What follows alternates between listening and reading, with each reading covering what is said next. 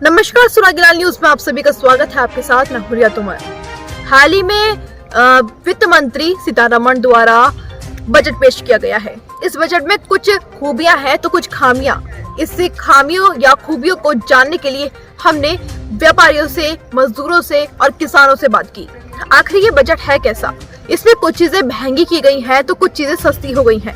मैं बात करूं सोने चांदी की तो ये हमेशा की तरह महंगे हो गए हैं और टेलीविजन, मोबाइल फोन ये सब सस्ते हो गए हैं। डिजिटल इंडिया की बात की जाए तो ये काफी अच्छी बात है कि मोबाइल फोन और टीवी जैसी चीजें सस्ती हो गई हैं। लेकिन सोना चांदी जो कि हर किसी घर में लिया ही जाता है, शादी हो या फिर कोई ऐसा समारोह जिसमें जरूरत हो इन चीजों की, लोग इन चीजों की खरीदारी करते हैं। लेकिन सोना चांदी महंगा हो गया है तो लोगों को कहीं ना कहीं इनको खरीदने में काफी दिक्कतों का सामना करना पड़ेगा। इसी को लेकर व्यापारियों को क्या कहना है, आइए जानते हैं। ये बजट बहुत अच्छा है देशवासियों के लिए। इसमें हर तबके का ध्यान रखा गया है, गरीब, अमीर, इंडस्ट्री, हर व्यापारी वर्ग का ध्यान रखा गया है। और इसमें इंडिया बहुत प्रोग्रेस करेगा और इंडिया का आम आदमी बहुत राइज करेगा। क्योंकि जो पैसे वाले लोग हैं वो तो जो है उसको जो है अपना आराम से जो है अपने जीवन को व्यतीत कर सकते हैं। जो लोग काम करते हैं, जो लोग कहीं नौकरी करते हैं, ये लोग छोटे हैं, इनकी तनख्वाहें 10,000, 8,000, 5,000, 6,000, वो लोग कैसे खाएंगे? क्या चीज़ लेंगे? आटा बिक रहा है 36 रुपये किलो, चावल बिक रहा है 100 रुपये किलो, क्या खाएगा कोई गरीब आदमी? इसलिए मैं बजट को ज़्यादा अच्छा नहीं मानता। बजट जो है बिल्कुल ख़राब है। As we all know, gold और सिल्वर के रेट वैसे ही बहुत ज़्यादा हाइक में थे, तो बजट आने के बाद भी वहीं सेग्रीगेशन चल रहा है अभी रेट्स का। बट ऑल दो कंपेरेटिवली पिछले 4-5 महीने में गोल्ड एंड सिल्वर अपने पीक पर हैं बिल्कुल। जैसे एज वी नो, गोल्ड का रेट 58,000 रुपये है, तो कस्टमर में भी ऐसा कुछ रहा नहीं है, नॉर्मल कस्टमर की रेंज से बाहर ही होता चला जा रहा है। और ऊपर से बजट ने ऐलान कर दिया है कि सोना, चांदी, चांदी से बने आभूषण जो भी इम्पोर्ट होंगे वो ऑलरेडी और महंगे हो जाएंगे। और तो ये भी सही है कि थोड़े इलेक्ट्रॉनिक्स आइटम जितने भी हैं, जैसे ऑटोमोबाइल्स हैं, ऑटोमोबाइल कार्स हैं, वो सब सस्ती होंगी बाय टाइम। बट थोड़ा गोल्ड एंड सिल्वर, हीरा, चांदी, प्लेटिनम, ये सब कस्टमर की रेंज से बाहर जाते ही चला जा रहा है। तो आपको नहीं लगता जैसे कि अगर सोना चांदी महंगा हो गया तो ग्राहकों का आना कम हो जाएगा? आना कम हो गया, ऑलरेडी कम हो नहीं जाएगा, ऑलरेडी कम हो गया। क्योंकि जो हमारे, जैसा हमें पता ही, भारत में मीडियम वर्ग बहुत ज़्यादा है, तो मीडियम वर्ग की रेंज से भी धीरे धीरे बाहर सोना जाते ही चला जा रहा है।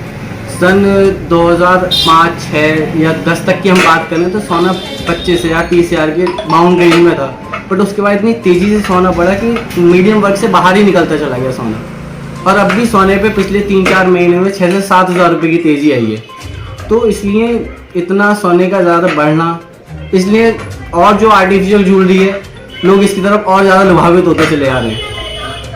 तो सोना चांदी मीडियम वर्ग से बाहर ही हो जाएगा, मुझे लगता है कि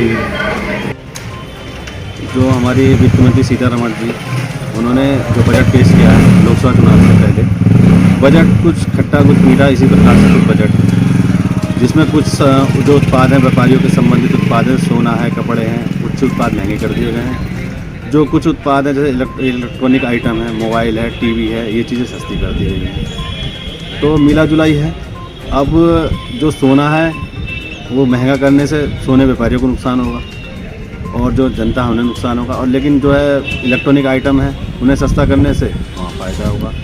दूसरा एक इशू है सबसे बड़ा इनकम टैक्स रिटर्न का, जो 7 लाख तक की छूट दी गई है। देखने में तो बहुत बढ़िया है, लेकिन उस छूट के अंतर्गत जो इन्होंने होम लोन पे जो छूट मिलती थी या पॉलिसीज़ पे जो 185 एक्ट के तहत छूट मिलती थी, वो सब खत्म कर दी है।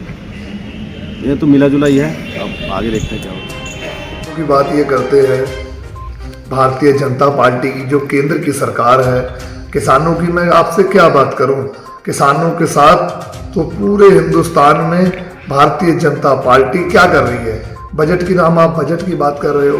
भारतीय जनता पार्टी सिर्फ किसानों के लिए एक काम करती है, वो कहती है धोखा देने का काम करती है भारतीय जनता पार्टी की केंद्र सरकार।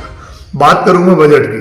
पूर्वोत्तर में जब 2019 का चुनाव हुआ था तो भारतीय जनता पार्टी का जो एक घोषणा पत्र था उसमें किसानों की आय को 2 गुनी करने का वादा किया गया था। वो बजट में कहाँ है? किसान तो बेचारा इस कहीं है ही नहीं, इस पूरी चाहे प्रदेश में कहूं चाहे हिंदुस्तान में कहूं, कि वो क्या कर रही है मैं आपको बता दूं, किसानों से ही ले रही है। बात करूं मैं हमारी यूपीए की सरकार की, तब सरसों का तेल 70 रुपए हुआ करता था, आज सरसों के तेल की कीमत 200 रुपए से ऊपर चली गई। ये कहां का, ये पैसा कहां जाता है जब, और वो अब 2000 रुपए 3 महीने में 6 महीने में किसानों को गुमराह करने का प्रयास करते हैं। पैसा किससे लेते हैं? किसान से। पैसा किससे लेते हैं? गरीब से। पैसा किससे लेते हैं? मजदूर से। पैसा किससे लेते हैं? मध्यम वर्ग से। और जब इनसे सारा पैसा इकट्ठा होता है हिंदुस्तान का, तो किसको दे देते हैं? अडानी जी को। अब आप देखेंगे सारे का सारा पैसा हिंदुस्तान का कौन खा गया? जो हमारे प्रधानमंत्री जी का बेहद करीबी है अडानी, जो 21वें नंबर पे, तीसरे नंबर पे होता था, वो 22वें नंबर पर लुढ़क गया है। आप देखो किसानों की बात क्या मैं आपसे करूं, 2 गुनी आय करी कि हम 2 गुनी आय कर देंगे, किसानों की आय इस समय 0 है। कल मैं लगा रहा था एक किसान कि अगर हम 1 महीने की आय जोड़े तो किसान बेचारे की 1 महीने की आय 2355 रुपए होती है। 2355 रुपए में क्या कोई 4 जनों का परिवार पाल देता है? एक मियां बीबी और 2 बच्चे। आज ये 4 जने, हो सकता है ऐसा कभी आपने सोचा है कि 4 जनों का परिवार 2355 रुपए पड़ सकता है? अब मोदी उनको खुश करने के लिए, केंद्र की सरकार उनको खुश करने के लिए 2000 रुपए 6 महीने में, 3 महीने में भेज देती है। उनसे लेके विभिन्न प्रकार के महंगे उत्पाद बेच के, जीएसटी लगा के, उनको गुमराह करके, उनसे लेके उनको वापस करके उनको दे देती है। किसान बेचारा 0 का 0 पड़ा हुआ है। जैसे कि हमने व्यापारियों से बात की, मेन मार्केट में हम गए और हमने कई लोगों से जाना कि इस बार का बजट उन्हें कैसा लगा। तो कुछ लोगों का कहना था कि ये बजट काफी अच्छा है, बाकी बजट जैसे पहले आते हैं उनसे कहीं बेहतर है। लेकिन कई लोगों का ये भी कहना था कि इस बार का बजट भी हमेशा की तरह बेकार है, इससे लोगों को कोई फायदा नहीं होगा। तो ऐसे ही और अपडेट्स के लिए जुड़े रहिए सुरागीला न्यूज के साथ। नितिन मोहरा के साथ मैं रिया तोमर, सुरागीला न्यूज काशीपुर। उत्तराखंड की खबरों से जुड़े रहने के लिए आप हमें सभी सोशल मीडिया प्लेटफॉर्म्स पर सब्सक्राइब, लाइक और फॉलो कर सकते हैं। धन्यवाद।